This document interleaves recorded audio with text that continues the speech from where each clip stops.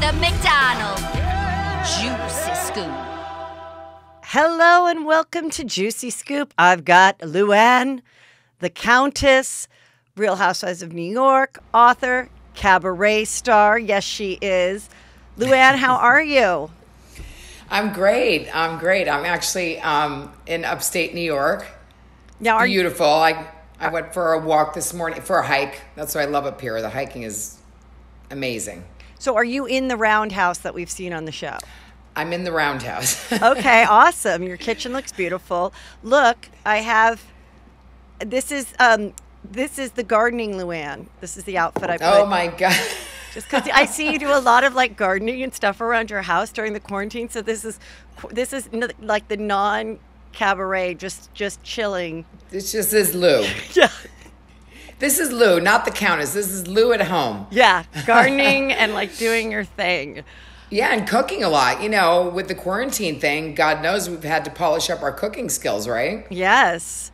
So let's get into the whole season. We just saw the show on Thursday, which was really cool because we got to see the charity that you're working with, which is so important. What is the name of it again? It's the Fortune Society, and they help people that have been formerly incarcerated to get jobs and find them housing. And, you know, when somebody's gone to jail for a long time, often they come out and they have no support. They have no family, no friends. They don't even know what an iPhone is. Right. And so these people advocate for them and help them to integrate back into society, which is amazing. I am so humbled and so proud to work with such a great organization, really. That's really awesome. And we see you, in this season, you talked about earlier in the season, like, I'm not drinking tonight, but if I want a drink, I'll have one. And then I haven't missed any episodes, but then all of a sudden we saw you just have like a glass of wine in the Berkshires. Mm-hmm. So there never was like a moment where we saw on the show where you're like, all right, I'm ready to have a glass of rosé or whatever. Well, I think that defining moment was when I did the comedy show for anti-bullying, and I had the vodka. I had a sip of vodka, and that's kind of where was the jumping off point. Right. I didn't want it to be a big deal. I don't want it to define me. You've known me a long time. I've been doing the show for 12 seasons now. I mean, I think the only time you've really seen me, drunk was in Mexico when I fell into the bush, and boy, that was, it was fun. I had a great time. And of course at Dorinda's, where, I look at that scene and I go, oh my God, I wish I didn't drink as much as I did. But, that's one of the good things is like when I see that, I go, I don't want to do that. I don't want to drink too much, It's interesting that when you see yourself maybe a little more buzzed than you would like, because I still don't think you were like overly drunk, more just like probably a little emotional. But It's interesting that other cast members see themselves getting very drunk over and over and over again, and it doesn't seem to affect them at all, which I guess is good. I mean, why be bummed out by it when you watch it back? But it's like, I remember when all this went down, and I think I even said to you in one of the interviews, like, the only time I've ever seen you, was when you fell in the bush, and I think someone could have fallen in the bush in a pair of wedges, not even that drunk, and you were like a happy drunk, and it was a funny thing. So then when this all went down, I was like, look, I understand you had like a really shitty night that went awry in Palm Beach. But I think that's why people, they weren't, I don't want to say that they thought that you were lying about being an alcoholic. I understand why you needed to take like a real sabbatical from it. But as the world watched you for the last 12 years, there certainly wasn't a pattern of someone that, by the fifth drink turns mean, So I think that's why. That's not my MO. And I get that, when I'm actually working on a book telling my story because, the story is so crazy. There was totally divine intervention. If one thing went differently that night, it would have never happened. But it just, the maid was turning down the beds and I wound up in the wrong room, and the manager of the hotel called the police, which was totally unnecessary. And by the way, the police officer is in jail who arrested me. So, I just feel like I was totally taken advantage of. And, but But listen, at the same time, I don't take these things lightly. I think it was a major lesson for me. And I don't think I really realized the fallout from, being married in that hotel just a year before and what that did to me emotionally. I didn't check in with myself. I just, kind of numbed those feelings. And, and I would say that that's really my, go-to. And I think that's, how people get problems with alcohol is, instead of dealing with their emotions, they'll drink it away. And that, that was my night. And boy, did I pay for it dearly. I spent, years on probation basically and could not drink by law. So can you imagine somebody says to you, you cannot have one drink or you're going to jail? It's a pretty tough lesson. And learned a lot about myself. I learned to reel it in, to, get back in the driver's seat and kind of reset myself. Yeah. And the way things work in life, as you know, is like, I always say that, there's probably right afterwards you had so many regrets.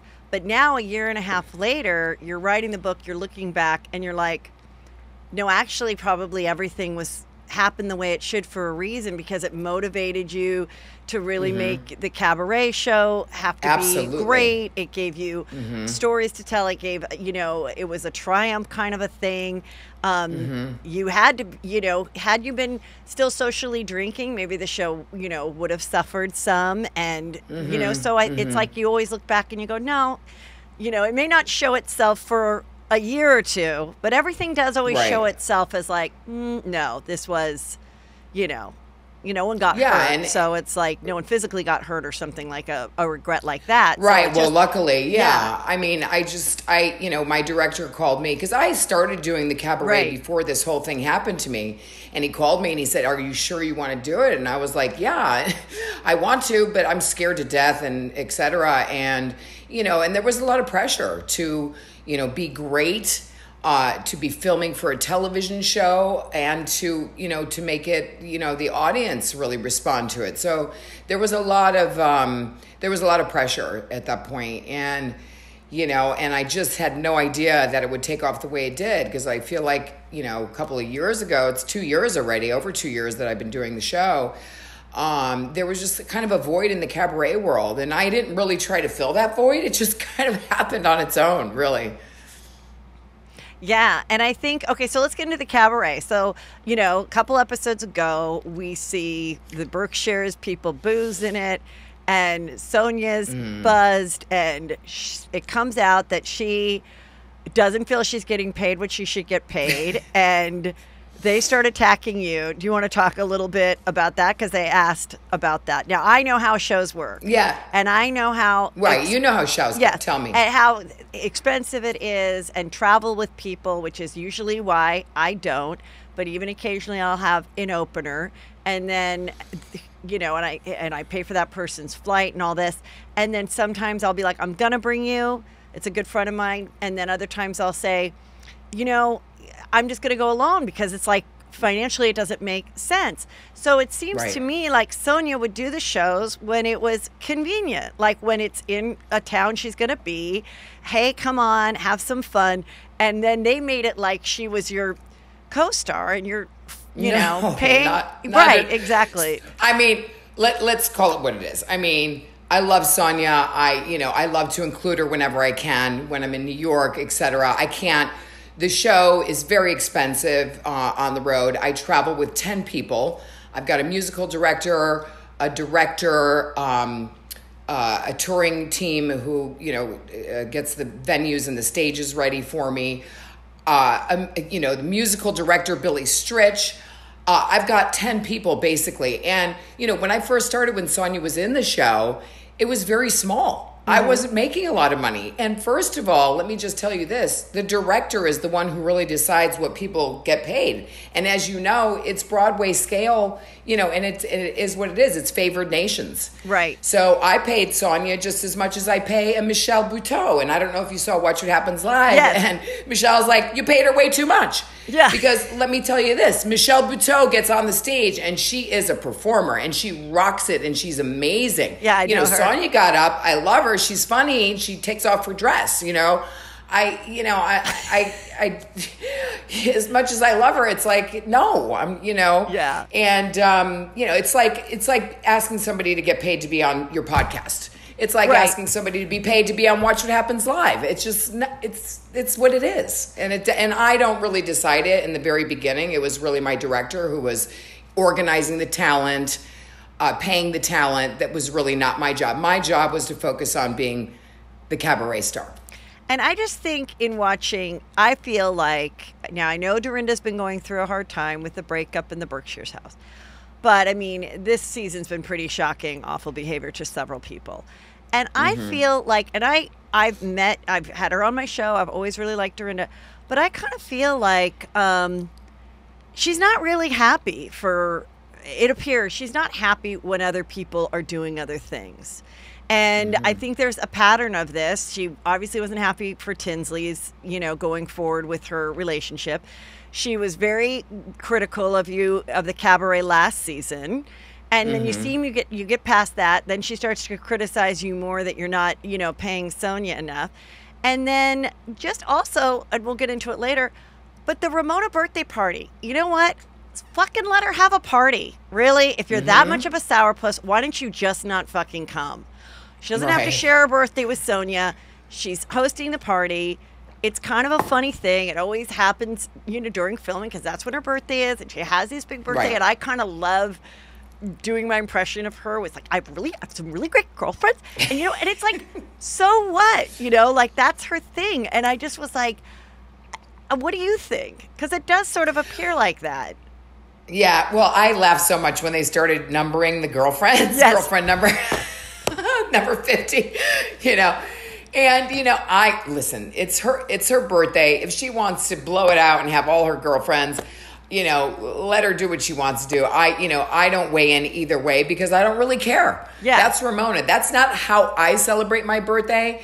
And, and I agree, if you're going to be a sourpuss, then why even bother coming? Yeah. And I just love that the party went from, from 0 to 100 with the drama of Leah and her hiking up her skirt, and Ramona was upset because she thought she was being too low class kind of thing, and Sonia dancing on the table and breaking the glass. I mean, Ramona judges Leah more critically than she would ever Sonia because she just knows that's Sonia's deal.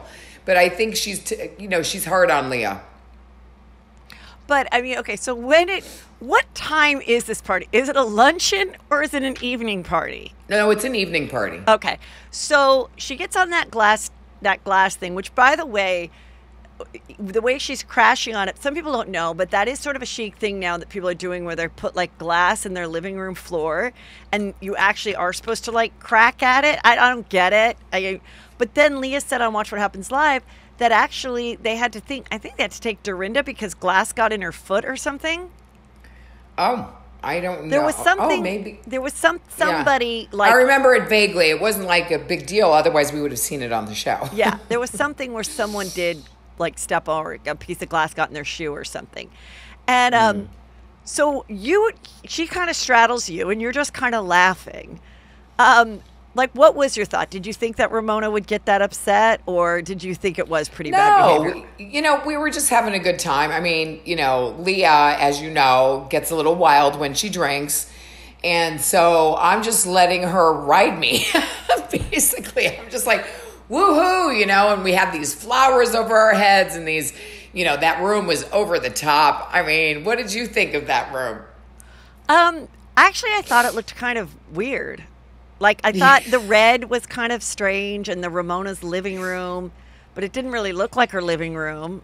I thought it was a little bit of a weird theme. I mean, I'm sure it was good food and drinks and everything, which is, what matters most. But it seemed kind of vacant. I don't know. Maybe they didn't shoot it right. Was it really nice inside? Yeah, well, it was, it's not my decor, let's put it that way. I mean, so, no, it kind of, I think Leah said something like that. It kind of looks like a commercial for a vaginal cream or something. the red. But, it's like, but with the birthday again, like this birthday has been brought up so many times. And I remember even, a couple seasons back when Dorinda was, mourning her husband, and Ramona or maybe even Dorinda brought it up in a positive way, and I was, in bed. It had only been a week or something since Richard had died. And Ramona, you said, you're coming to my birthday luncheon. I'm picking you up. You're going. And that was so helpful to me to get out of bed or whatever. So I'm like, it's just funny that then this birthday then becomes like this place of contention, that like, oh, you brought us down and we had to take one photo, at the planning thing. And it's like it's just annoying to the viewer because you're like, well, listen, you agreed to, go that day. You're shooting that day. Really? Right. That you took one photo for this poor guy so that he could like get some followers and maybe some other rich people would hire him? Like, you can't take the one photo? Like... Right. Well, I understand that. And then on the other hand, I felt like they felt like they were used, you know what I mean? And then Sonia was like, and it was Sonia's birthday coming up and, and I think there was like, let's have a party for all of us. Why not celebrate all of us? And, it was Ramona's birthday. I mean, it wasn't really Sonia's birthday. So it's, it's up to her to say, look, and she did. She's like, this is my birthday. There's nothing wrong with me celebrating my birthday. I think they could have been a little easier going on that end in terms of, I agree. I remember it came up before where I think it was a reunion or something, and Ramona was like, you know what, Andy, I just wanted something for me. Why can't I have just a beautiful luncheon with my girlfriends? Everyone needs to know that this party's happening until she dies every year, and it's going to be a big old shebang, and it's only going to be about her.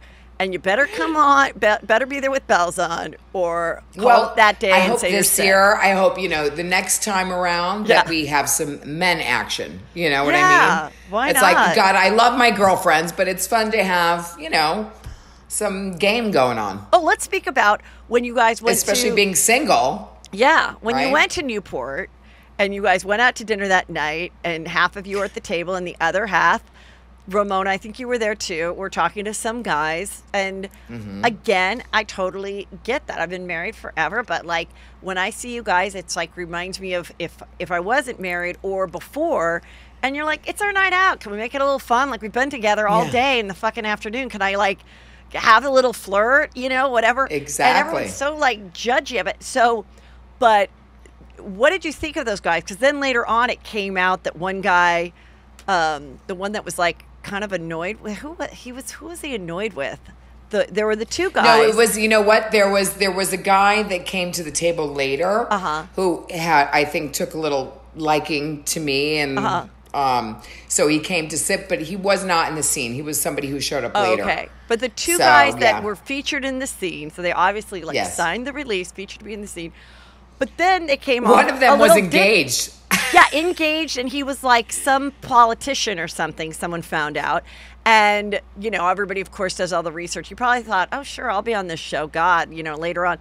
And it was something where he was, I don't think it was really rude, but he was just kind of like, all right, I'm out of here. And, and then everybody was like, oh, my God, he's so, rude. But I think it was, that was the one that Ramona laughed about him being from Arkansas, right? Or Alabama. Yeah, and then I think somebody came in and said something to him, and I think it was Leah. Yeah, it kind of scared him off. Oh, that was it. Yeah, Leah was. Yeah, he was like, "Let me get out of here. This is too much." Yeah, no, I get it. I mean, I wonder if that guy is still getting married. Is my question. After his wife saw that, I mean, his fiance saw that, right? And flirting with all these women. But it wasn't too bad because it's not like it would have been bad if he like hooked up or asked for your number. But, flirting in a bar, I think we're okay. So speaking of princes, now we know that you married a count, but Leah in the store revealed that she went out with a prince and peed on him. Now, I've heard of the story Princess and the Pea, but I've never heard the story of Prince and the Peeing, which is now Leah's story. And then you come around and you're like, oh, I've dated a prince. I didn't pee on him, but like, what? I mean, that's true. I mean, I mean, listen, I lived in Milan for 3 years. I was working for Italian television, and actually quite a big star over there because I was doing a show on soccer. And so I went out with Prince Borghese, and, I had, some really fabulous boyfriends, and I've heard of kissing a toad to get your prince, but, peeing on the prince, that one was new to me. I do love the honesty though, but that's pretty amazing. Wait, someone asked, would you ever do a song in Italian? Do a song in Italian, maybe French for sure, but I can sing Happy Birthday in Italian. Buon compleanno a te, buon compleanno a te, buon compleanno a te, buon compleanno a te. Very nice. I love Italian. I speak Italian, but that's a whole nother thing to sing a song in Italian. Yeah. And what Italian songs do you know that are really popular in your head? I don't know. I guess like Andrea Bocello. I don't know. I guess that would probably be the only one. I think probably in my next show, I would love to do a song in French. Listen, I'm already doing Chic C'est la vie. Yeah, right. So that's kind of the one.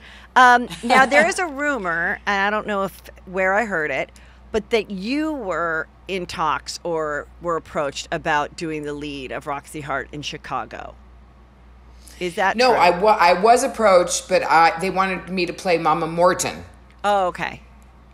Which was great. I mean, it was amazing to be asked, but I was on tour, and they, they came to me, and I had a contract with them. We just could not find a time in between my shows to rehearse and have enough time to get on stage. So, but I was flattered to be asked, and, maybe that's something I'll be doing in the future. And did you ever see Erika Jane in the show? No, I never saw Erika Jane in New York. Did you?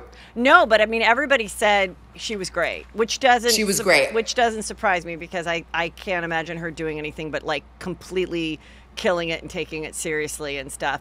So absolutely. Yeah. I did hear she was great. I know Sonia went to that show. Oh, okay, cool. Okay, I'm gonna go through some of my questions from the people.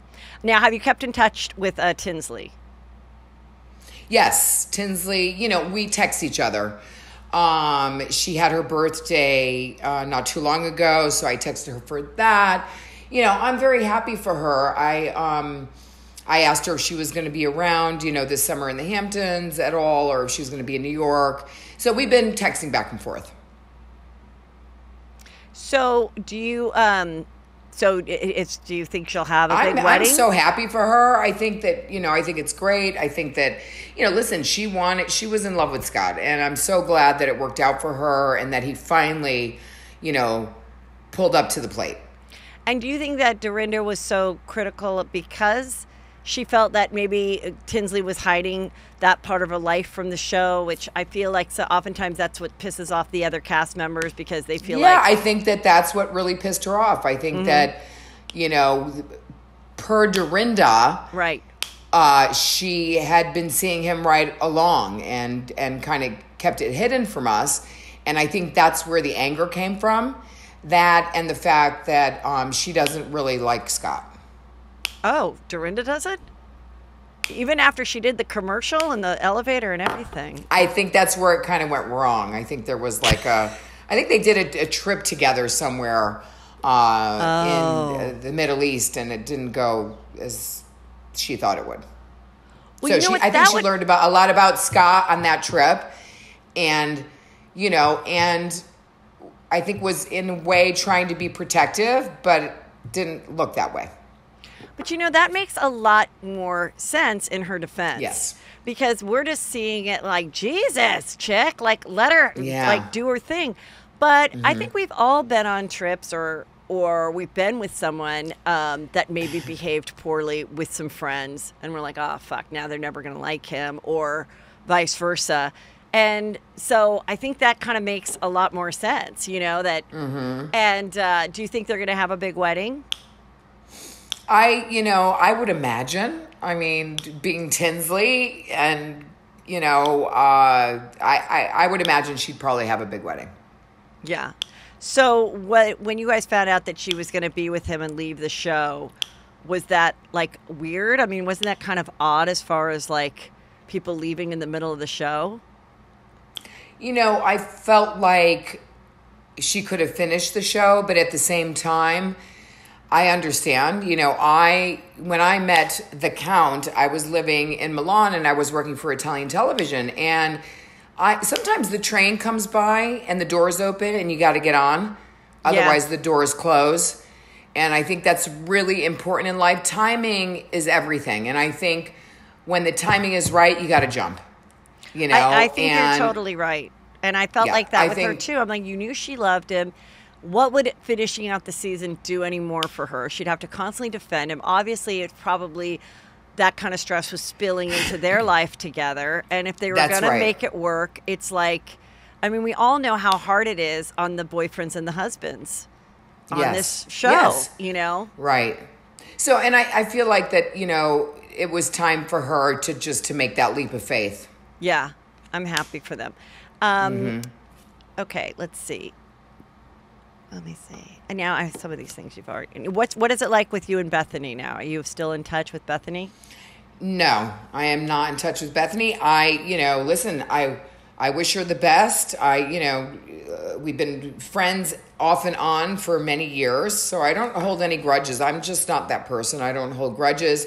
I feel like, she's been a good friend and then she's not been a good friend. With Bethenny, it's interesting. When you're down, she loves to pick you up. And when you're up, she loves to rip you down. Yeah, that's very interesting. Kind of like I said, the whole dynamic of the show, and the relationships that you guys have being friends for so long. And then it's not just a group of women. It's a group of women who are on a TV show. And several of you have other things, and some of you don't. And and some of you have it one for a while, and then other times you don't. And it's just like, it's just kind of interesting. And I think sometimes, you can't hide that kind of like the kind of jealousy and stuff. It's like, geez, why you've had Skinny Girl from the start, like. When she attacked. Well, what about what happened with Sonia? Yes, the champagne. She ripped her apart. Don't forget, she's ripped us all apart. And so I don't feel she should get away with that. I'm sorry. You can be a good girlfriend, but the problem is once you. And I think they call that something. I think it's some sort of disorder where you love to come in and save the day. It's like a hero syndrome of some sort. You know what I'm saying? Right. I mean, I found it. Let's put it this way. When I this whole thing with Tom, she told me on the show, and I don't necessarily think a good girlfriend would save it for the cameras.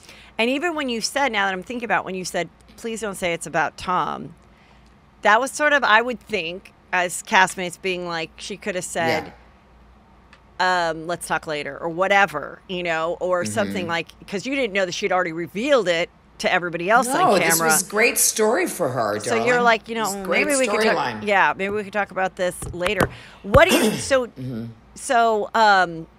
that was really kind of, and then her shaking. Nobody remembers that. No one remembers what? Well, that moment or thinks about the moment where, oh my God, she just told her that in front of the whole world. And they were all talking about it before me. I was the only one that didn't know. Yeah. I mean, obviously it didn't work out between you two in the end. But I still think, when there's plans in place and everything, that isn't something that, you have to reveal. But I don't know what the actual truth is, but I had lots of theories about it. I thought it was very coincidental that somebody she knows just happens to be at the bar, that just happens to see and have her phone number. And I was like, come on. So come on. That's the real deal right there. Yeah. So, but, and I think for her too, when she found this new boyfriend and, you know, I don't, again, there were several speculations of why she left the show this last time. Does she have her deals in place? Is it just getting to the point where she needs to just focus on, you know, being a mom and making this relationship not be exposed so that it can stay, unlike her, you know, and Jason. But how it was cool the way the season started, where we saw you guys finding out about it. I thought that was like brilliant. But how did you feel? Were you like fucking relieved? How did you feel? I was relieved. Because she's always after me, because, you know, she gets, you know, she gets up for me in the, you know, certain people you get up for in the morning. Yeah. You know what I mean? So I kind of take it as a compliment on one hand. And listen, who else can I spar with like that, you know? Because God knows we've had our moments where, and I look at her like, really, girlfriend, you need to get laid. I mean, we've had some really strong interactions because I'm a strong woman. She's a strong woman, right. You know? And that makes it much more interesting, right? Yeah. And you know, I mean, it's not hard. Like I'm going to. Yeah. And it's hard. It's not easy because she's very quick and sharp tongued, and, you know, and she doesn't, you know, play fair. So it's not an easy game to play. And I think that I think that, you know, who wants friends that are constantly like keeping a checklist and like, that's right. And then discussing your behavior the next day. I mean, even for me, and I'm not in a reality show, as I get older, I'm like, you know what? If you don't fucking enjoy me, I don't want to be around you. Like, right. There's a lot of other people, and especially when you're performing too, and you're getting people, you know, you're making their evening, and they're coming up to you, and not that your head is getting too big for these women, but it's like, no, maybe I don't need to be checked every fucking second.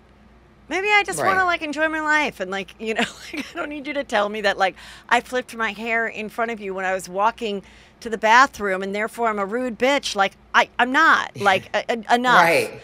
And so I kind of really empathize with you, and just like the fact checking and like, you know, and all those things. And she is super entertaining. Like, but I did she makes it. She's a great reality star, you know. Yeah, I did think, God, the girls must be relieved. But then I also thought for her, in her long scope of life, much like Tinsley, you know, you want everyone to find love. And I think it, you know, with her, if she was to now start involving this guy in the show, it would, you know, it probably wouldn't end up so well, you know. That's because right. It's difficult. It's very difficult. I mean, I think the only guy that ever looks good on our show was Jacques. Yes. Yeah, he was really nice, really chill, good to the kids. Funny. And and it's nice that you guys have remained friends, and you know, you like. He texted me this morning. He checks on me all the time. He's a sweetheart.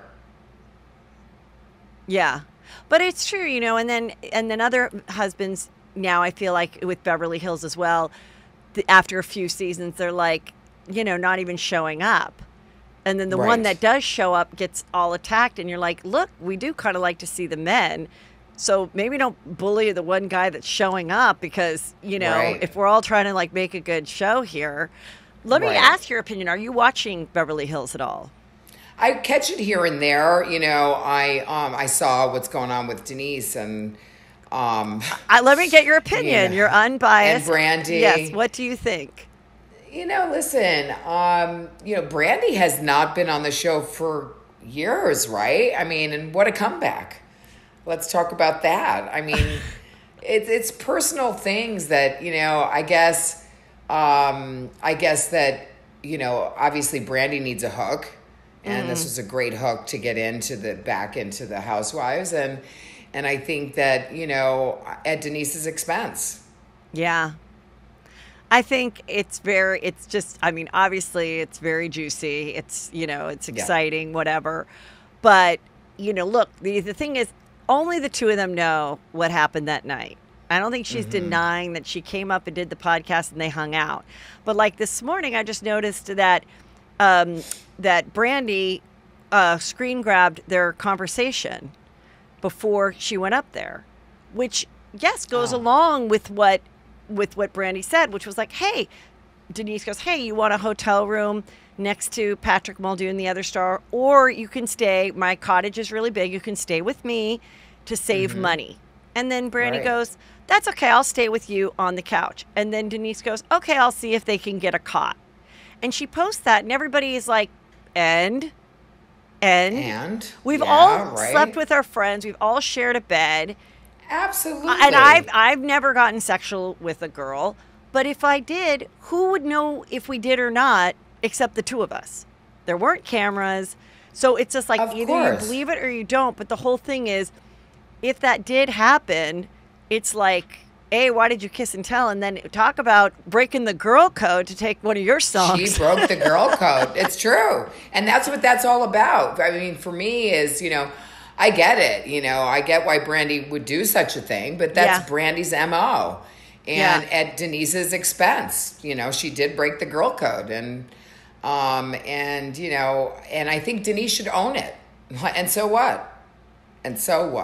Yeah, I think what happened is, I think as, once you make that decision of like, it's not true, then you got to really go with it, because then if you go back now and go, yeah, did we fool around one night? Yeah, who cares? But I think she chose in that moment when we see her coming up being confronted, and she just chose to be like, hey, only the two of us know it, and I'm deciding no. And again, we don't know. But she chose, no, I'm not going to say it happened once, it happened a little, it wasn't a big deal. I'm just saying it didn't happen. And then I think you got to really... Then you're really kind of... You have to be able to back that up. Right, yeah. And but it's pretty juicy, I mean, I have to say. And how do you feel about Leah and Elise? They seem to be becoming quite close, and right now they seem to have a lot of issues with Ramona that we're seeing on social media. So what is your thoughts on that? Listen, I can understand why Elise is upset with Ramona, because Ramona kind of pushed her to the side and was like sink or swim. You want to be on this show, which I understand, because it's like you bring a friend on, you can't be responsible for how they're going to act. Number one, how they're going to be portrayed, what their relationships are going to be with the other women. It's sink or swim. You're on your own, and I think that was probably not discussed enough in advance. And Elise felt slighted by Ramona because she didn't, give her the time of day.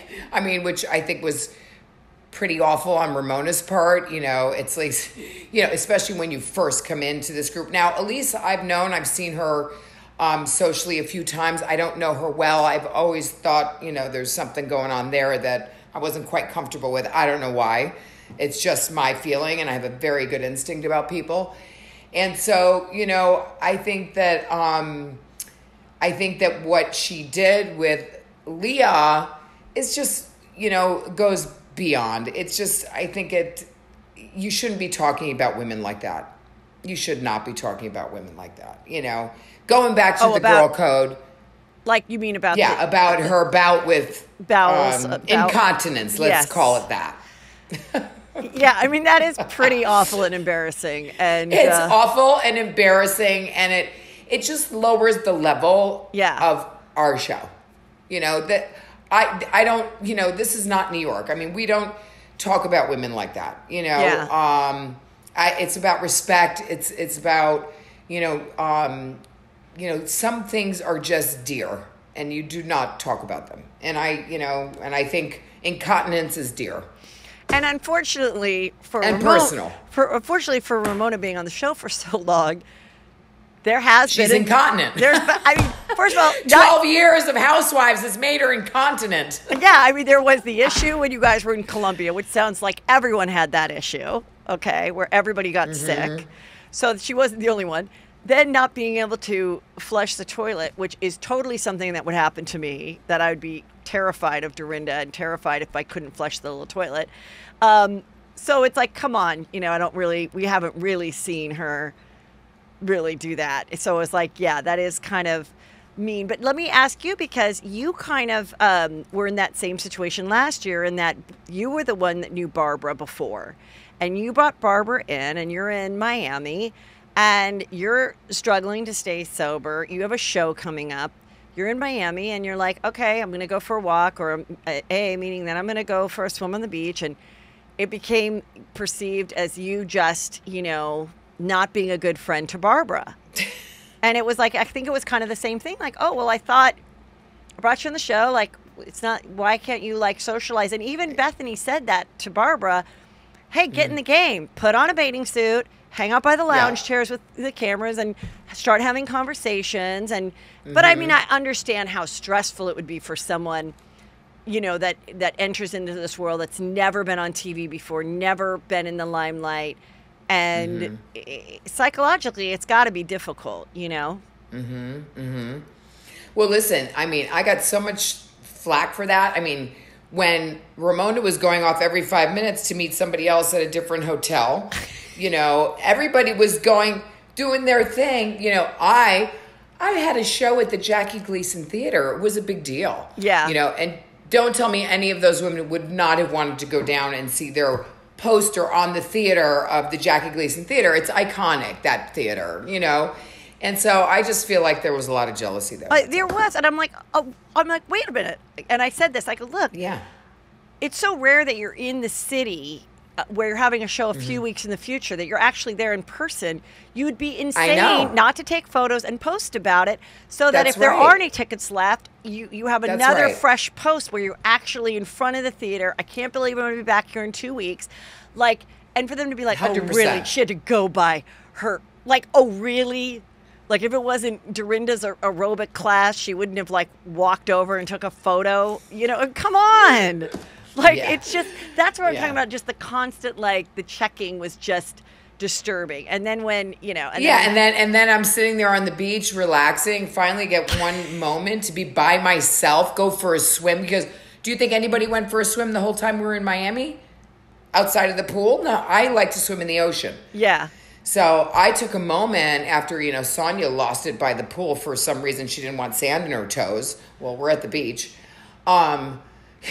So I took a moment, and then they had the gall to ask me to bring them truffle fries. What am I, their waiter? I mean, it was like, no. And, truffle fries don't travel well. They totally don't travel right. That's the worst thing to bring home. Now, let's talk about that. When Sonia had a real visceral reaction to an AA meeting, and it really kind of set her off in that weird mood, which makes sense. Because, I've been to AA meetings and Al-Anon meetings growing up for my siblings that struggled with alcohol and stuff.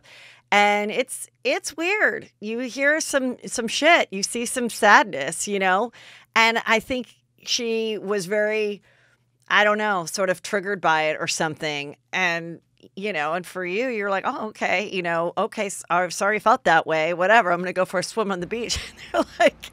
Right. And they're like, well, what, you have to be with her. Why do I have to be with her? But what you don't see, you don't see is the car ride all the way over where she was fine. Oh. So all of a sudden it's time for a little attention. Oh, okay. And how is Sonia doing? How do you feel about her new face? I think she looks amazing. Yeah, she looks great. She, it's interesting because Sonia always, goes crazy during the season. And then when we stop filming, she goes on a diet and stops drinking. So, and, listen, if you're going to have your face lifted, then you need to reel it in because you want to look and feel your best and be as healthy as you possibly can going into that. So right. I'm happy for her. She, lost the weight. She looks great. So I'm thrilled. Yeah, she looks really good. And do you like her clothing line and everything? Oh, I love Sonia's stuff. It's great. I actually bought one of her dresses. The women get gifted things, whatever. And when she does her thing at what's the name of the store she's at? Oh, the Century 21. Right, when she's at Century 21 and there's that party, I actually, we haven't seen that on the show yet, have we? The Century 21 party. I don't know. We saw the fashion show.